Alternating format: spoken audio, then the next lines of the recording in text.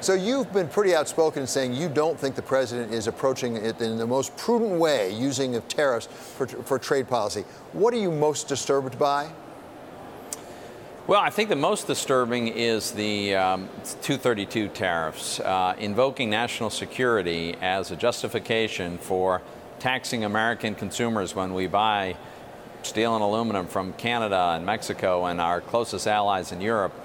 First of all, that is not a threat to our national security, so it's just not true. But it's also, I think, very damaging. What's the possible rationale for imposing this tax on Americans who buy steel from Canada?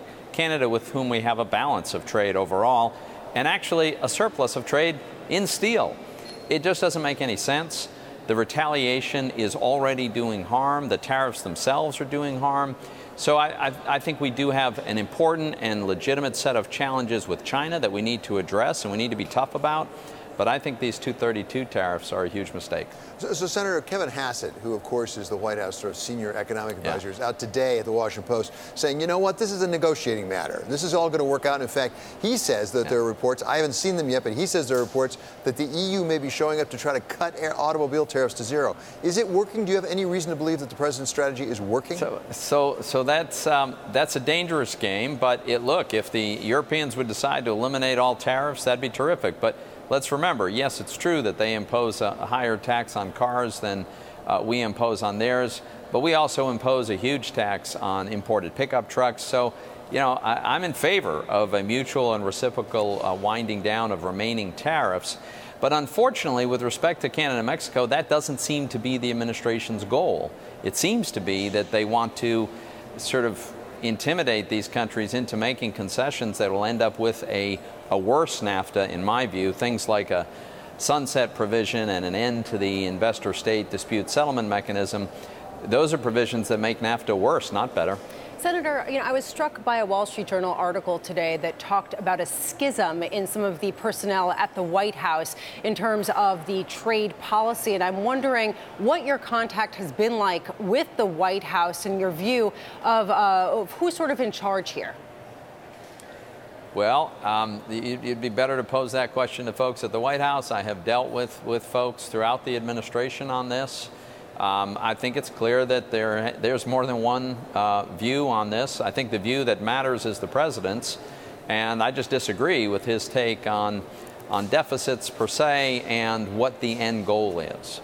So, Senator, I'm curious about what your Republican colleagues say to you, given the fact that you are taking a stand against the president. Are they saying in private, we agree with you? Are they saying we wouldn't really rattle the president if I were you? What's the response been? Yeah. Well, look, it's mixed, right? I mean, first of all, I think the president deserves a lot of credit for a tremendous economy right now. We've got tremendous growth, record low unemployment, upward pressure on wages, everything that we promised as a result of tax reform and regulatory relief. None of us want to see that all disrupted with a trade war. Republican senators are, I think, unanimously in favor of trade, advocates for expanding trade. But you're right that there's a divide among us about whether or not to challenge the president on this policy. Look, I just think the Senate is a co-equal, independent branch of government. It's actually the first branch of government. It's Article 1. And we've got a responsibility to do our job. We can disagree with the president. We should do it respectfully, but when we disagree, we need to say so. So, Senator, as you said, there may be some divisions on the Republican side, also on the Democratic side. Is it possible to get a coalition in the center here? Because you actually have sponsored or teamed up with Senator Corker, as well as Senator Warner and Senator Heitkamp. So there you guys, 2 Democrats, 2 Republicans. Is it possible? Do you have enough votes to move forward a real restriction, a legislative restriction on Section 232? Yeah, and I should point out that the purpose of that legislation is to restore to Congress the constitutional responsibility for the imposition of tariffs in the case of national security issues. So that's what it does. To your question, the answer is we don't know, which is exactly why we should have a vote. We should debate this, we should have a vote, and let's find out. We'll have a lot of Republicans supported, we'll have Democrats support. I don't know whether it will be a majority or the 60-vote threshold that will probably be necessary, but that's what the Senate is for, to have the debate, to have the vote. Let's find out. And Senator, you are an elected official, so you talk to your constituents in Pennsylvania. You have a sense of what's playing out there across the country. Has this gone beyond the Beltway to really affect real people in their real lives? Oh, my goodness. Oh, absolutely. I've got a long list of Pennsylvania companies, for instance, that have had to file for exclusions from these tariffs to avoid them, to get out from under them, because they're so badly adversely affected. That's one of the most immediate consequences that we've seen. Other companies are faced with higher prices, and now the retaliation begins.